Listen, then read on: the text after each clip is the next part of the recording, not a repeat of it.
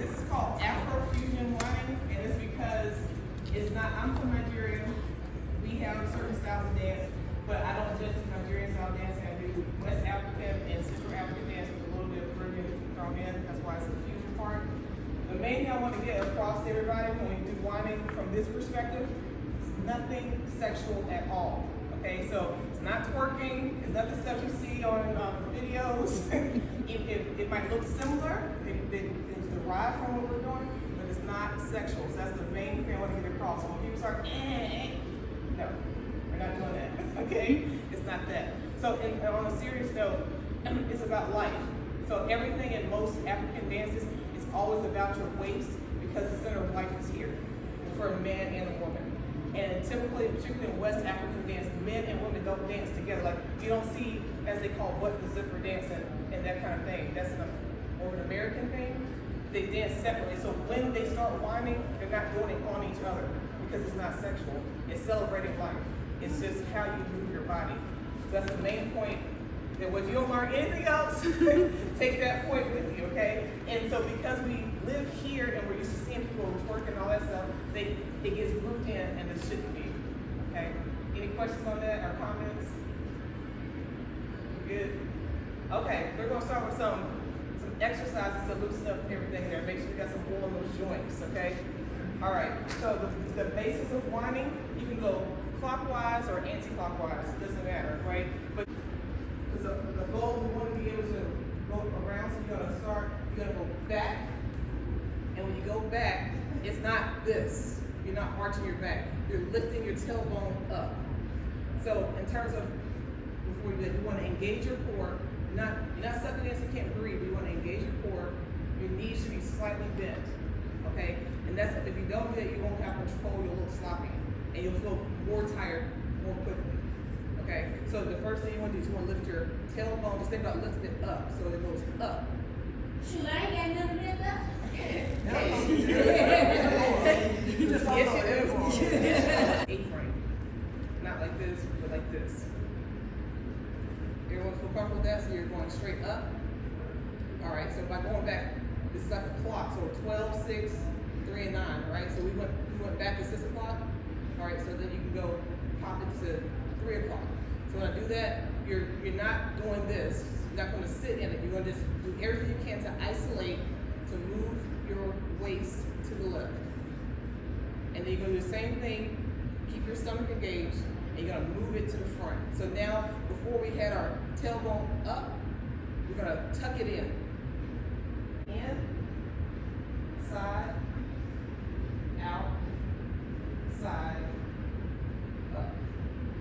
So 12, 3, 9, 6, 9, 12, 3. Y'all gonna do it? Y'all gonna do it?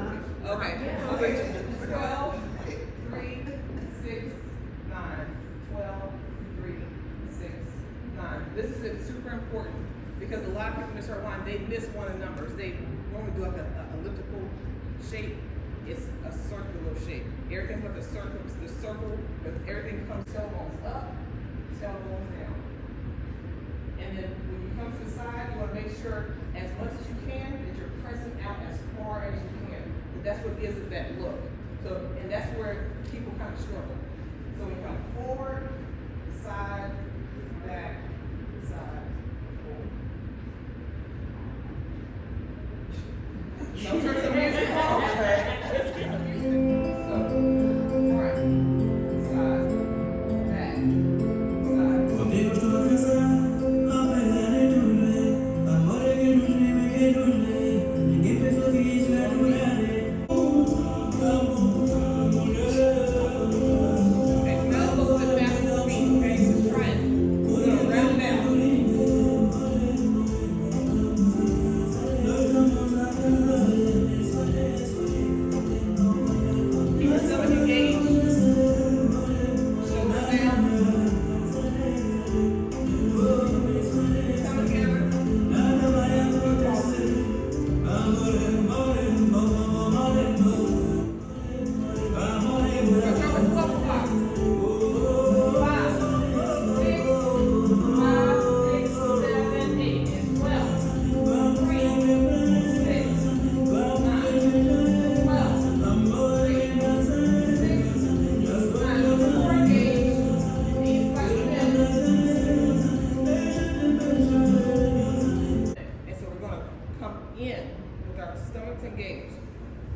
you wanna make your butt as flat as possible, so your back of your butt should be as one plane.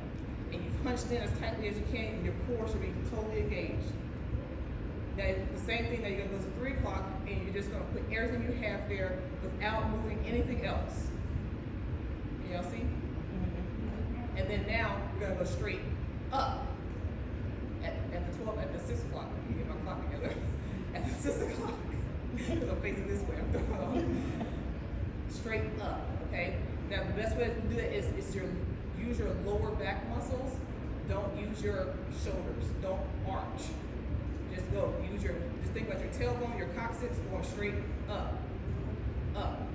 Not out. Up. Up. Up. Let's do that exercise to the music. We're going to just do 12 o'clock. 5, 6, 7, 8, 12, 3, 6, 9, 12, 3, 6, 9.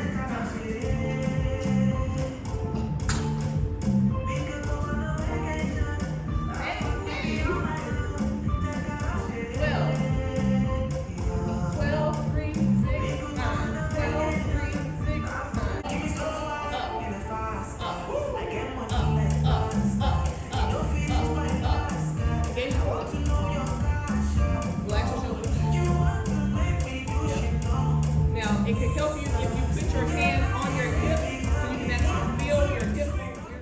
12 o'clock. Feel your hip bone. Now we're going to push as far as you can, just using your waist to the right. Just use your waist.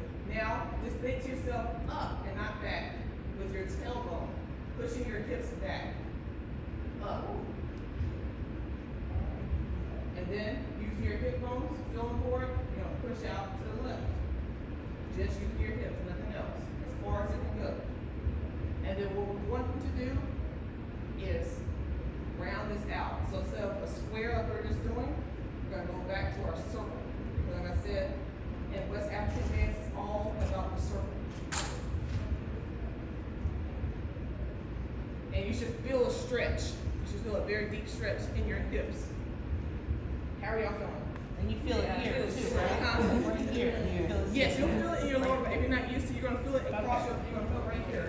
In your lower back. If you're doing it right, you should feel it here because this is what you're engaging that muscle. Okay.